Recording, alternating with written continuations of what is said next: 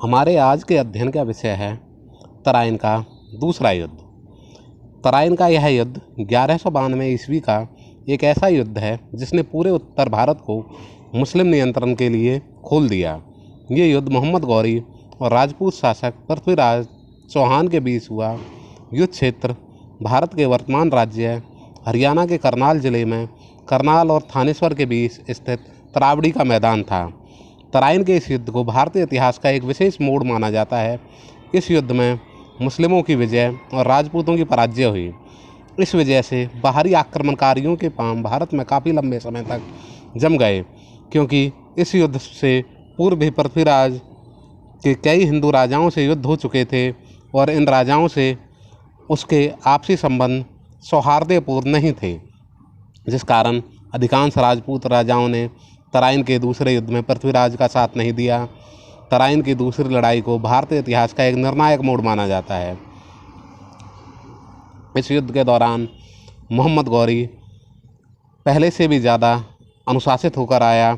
उसने अपनी तैयारियों के विषय में स्वयं लिखा है, मैंने अपनी हार के बाद अपनी पत्नी के पास जाना छोड़ दिया तथा अपने धारण किए हुए कपड़ों को कभी नहीं बदला। मैंने उन सबको कठोर दंड दिया जिनकी लापरवाही की वजह से मेरी हार हुई थी। अब की बार मैं सिर्फ अल्लाह पर भरोसा करके हिंद की तरफ बढ़ूंगा। उसके इस कथन में हमें उसकी झल्लाहट के साथ प्रतिबद्धता भी दिखाई देती है। दूसरी तरफ पृथ्वीराज की सेना तथा उत्तराधिकारी इस विजय की खुशी में रंगरलियां मना रहने में व्यस्त थे। उनको यह तनिक भी अनुमान नहीं था कि इतनी भयंकर हार के बाद गौरी वापस उन पर हमला करेगा। स्वयं चौहान शासक में भी दूरदर्शिता का अभाव था, जो यह नहीं समझ पाया कि मोहम्मद गौरी का स्वभाव ऐसा है कि वह शांत होकर नहीं बैठेगा। तैयारियों व मानसिकता को लेकर दोनों पक्षों में ज़मीन आसमान का अंतर था तथा यह राजपूत सेना के लिए तो कतई अच्छा नहीं था। चलिए अध्ययन करते हैं युद्ध के क्या कारण रहे। नंबर 1, मोहम्मद गौरी की हार। 1191 की लड़ाई में मोहम्मद गौरी पृथ्वीराज चौहान से बुरी तरह से पराजित हुआ। वह इस अपमान का बदला लेना चाहता था। इसके लिए उसने जमकर सैनिक तैयारियां की और कठोर नियम बनाए। हार के बाद गजनी आते ही उसने अपनी गलतियों पर विचार किया। इस बार लड़ाई में जीत के लिए उसने अल्लाह से दुआ की। इस तरह हम कह सकते हैं कि तराइन की दूसरी लड़ाई का मुख्य कारण मोहम्मद गौरी में बदले की भावना का होना था।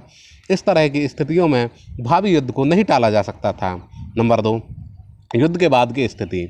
1191 की प्रथम लड़ाई के बाद उभरने वाली परिस्थितियों ने भी दूसरी लड़ाई के लिए भूमिका तैयार की।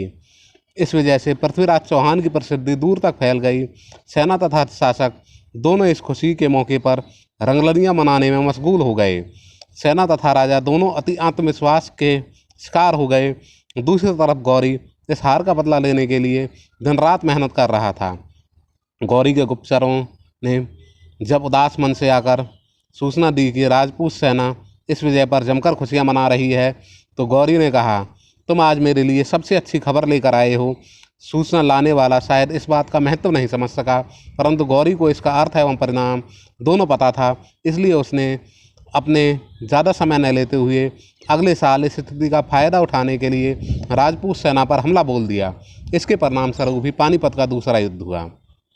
नंबर 3, जयचंद राठौर का निमंत्रण। प्रथम तराइन की लड़ाई के बाद चारों तरफ पृथ्वीराज की प्रसिद्धि हो गई थी। उसके क्षत्रिय जयचंद राठौर को यह सहन नहीं था। उसकी शत्रुता का प्रमुख कारण था जयचंद की पुत्री संयुक्ता। उसके स्वयंवर में जयचंद ने जानबूझकर पृथ्वीराज चौहान को नहीं बुलाया था, जबकि संयुक्ता मन ही मन पृथ्वीराज चौहान से प्यार करने लगी थी। इस स्थिति में चौहान शासक पृथ्वीराज तृतीय स्वयंवर से संयुक्ता को भरी सभा के सामने उठाकर ले गया तथा उससे विवाह कर लिया। जयचंद राठौर के लिए यह बात मरने से कम नहीं थी। वह इस अपमान का बदला लेना चाहता था, परंतु उसके पास इतनी सैनिक शक्ति नहीं थी कि वह ऐसा कर सके। उसने पुरानी कहावत शत्रु का शत्रु मित्र को चरितार्थ करते हुए मोहम्मद गौरी को निमंत्रण भेजा कि यह सही अवसर है, इस समय पृथ्वीराज पर हमला करना चाहिए। मोहम्मद गौरी के लिए भी वास्तव में यह अवसर था। परिणाम स्वरूप तराइन का दूसरा युद्ध हुआ। नंबर 4, ताबर हिंद की विजय। 1191 की तराइन की लड़ाई के बाद राजपूत सेना ने ताबर हिंद पर हमला कर दिया। यह क्षेत्र मोहम्मद गौरी के अधीन था तथा उसकी एक सैनिक टुकड़ी 1189 से ही इसकी सुरक्षा कर रही थी। लंबे संघर्ष के बाद राजपूत सेना ने इस क्षेत्र को जीत लिया। इस जीत ने गौरी के घावों को फिर से हरा कर दिया। उसने इस घटना को अपने लिए अपमान समझा। अब वह जल्दी से जल्दी इस अपमान के बोझ को अपने सिर से उतार फेंकना चाहता था। इसलिए दोनों पक्षों के मध्य एक युद्ध होना अनिवार्य हो गया था। इसलिए तराइन का मैदान फिर से दोनों के लिए तैयार हो गया। नंबर 4, पृथ्वीराज तृतीय का अति आत्मविश्वास। पृथ्वीराज तृतीय ने बेशक प्रथम तराइन युद्ध में मोहम्मद गौरी को हरा दिया था, परंतु वह अपनी सैनिक शक्ति को देखते हुए इससे संतुष्ट नहीं था। उसके मन को बार बार यह बात चुभ रही थी कि उसके पास मोहम्मद गौरी को पूरी तरह परास्त करने का अवसर था, परंतु वह इसका लाभ नहीं उठा पाया था। वह अपनी इस भूल को किसी भी तरह सुधारना चाहता था। उसे इतना आत्मविश्वास हो गया था कि वह जब चाहे मोहम्मद गौरी को हरा सकता है। इसलिए उसने युद्ध के बाद मोहम्मद गौरी की सैनिक तैयारियों को नज़रअंदाज करते हुए इसे अपने लिए अच्छा अवसर समझा। जब दोनों पक्ष लड़ाई का लंबे समय से इंतजार कर रहे हों तो लड़ाई को कैसे डाला जा सकता है। अतः दूसरी लड़ाई वास्तव में दो महान शासकों की महत्वाकांक्षा का परिणाम मात्र थी। उपरोक्त सभी कारणों ने मिलकर तराइन की दूसरी लड़ाई के लिए उत्तरदायी परिस्थितियां पैदा की। घटनाएं। एक बार फिर से तराइन के मैदान की ओर दोनों सेनाएं आ गई। शायद वह भी किसी युग परिवर्तन घटना का इंतजार कर रहा था। हार से तिलमिलाया गौरी अगले वर्ष 1192 में फिर से लड़ने को तैयार था। उसने अपने दूतों के हाथों चौहान तक संदेशा पहुंचाया कि वह या तो इस्लाम स्वीकार कर ले या मरने के लिए तैयार हो जाए। पृथ्वीराज से जैसी उम्मीद थी उसने वैसा ही किया। वे दोनों तराइन के मैदान में दोबारा भिड़े। इस लड़ाई को तराइन की दूसरी लड़ाई कहा जाता है। गौरी इस बार काफ़ी तैयारी के साथ आया था। विसेंट ए स्मिथ की किताब ऑक्सफोर्ड हिस्ट्री ऑफ इंडिया का पन्ना नंबर 220 पढ़ें तो यह समझ में आता है। स्मिथ ने लिखा है, यहाँ के राजा युद्ध की कला नहीं जानते थे। हिंदू राजाओं की सेना में हाथी और तलवारों का मुख्यतः इस्तेमाल होता था, जबकि आक्रमणकारियों के पास घोड़े थे। वे तीर और भालों से लड़ते थे, इस वजह से ज़्यादा फुर्तीले थे। लड़ाई में हिंदू राजा अपनी अपनी सेनाओं के मुखिया होते थे, वहीं ये लोग एक सेनापति के अधीन लड़ते थे। कोई भी हिंदू राजा अपने अतीत से नहीं सीखना चाहता था। इन लोगों ने सिकंदर, मोहम्मद गौरी, बाबर, अहमद शाह, दुर्रानी से मिली हारों से कुछ नहीं सीखा था। भारत का समाज जातियों में बटा हुआ समाज था। हिंदुस्तानियों की एक बड़ी कमजोरी यह भी थी कि यहाँ लड़ने का काम सिर्फ क्षत्रियों का समझा जाता था। दूसरी तरफ फौज लड़ती थी, आम आदमी नहीं। हमारे यहाँ ऊंची नीची जाति का व्यक्ति, कमज़ोर व्यक्ति भी सेनापति हो सकता था, लेकिन कथाचित नीची जाति का नहीं। राजाओं का आपसी बैर कम नहीं था। पृथ्वीराज ने कन्नौज के जयचंद के साथ देने का वास्ता दिया था, जो उसने ठुकरा दिया था। उधर अनहिलवाड़ के राजा को पृथ्वीराज ने जंग में हराया था। अगर यहाँ के राजा संगठित होकर लड़ाई लड़ते तो परिणाम शायद कुछ और होता। इस जीत के बाद मोहम्मद गौरी के हौसले बुलंद थे। उसने अपने काबिल सेनापति कुतुबुद्दीन ऐबक के साथ मिलकर दिल्ली, कन्नौज, गुजरात का प्रमुख अनहिलवाड़ राज्य वगैरह सब जीत लिया। उसने इत्मीनान से कई राज्य लूटे और ऐबक को यहाँ छोड़कर वापस खुरासान चला गया। कुछ समय बाद कुतुबुद्दीन ऐबक ने गोविंद राज के बेटे को हटाकर दिल्ली पर पूरी तरह से कब्जा कर लिया, लेकिन उसके राज की बागडोर अभी भी मोहम्मद गौरी के हाथ में ही थी। इसीलिए कुतुबुद्दीन ऐबक का राजवंश गुलाम वंश के नाम से भारतीय इतिहास में प्रसिद्ध है। तराइन की दूसरी लड़ाई के प्रभाव। इस लड़ाई के परिणाम स्वरूप गौरी ने भारत में मुस्लिम राज्य की स्थापना की। दिल्ली पर गौरी का अधिकार हो गया।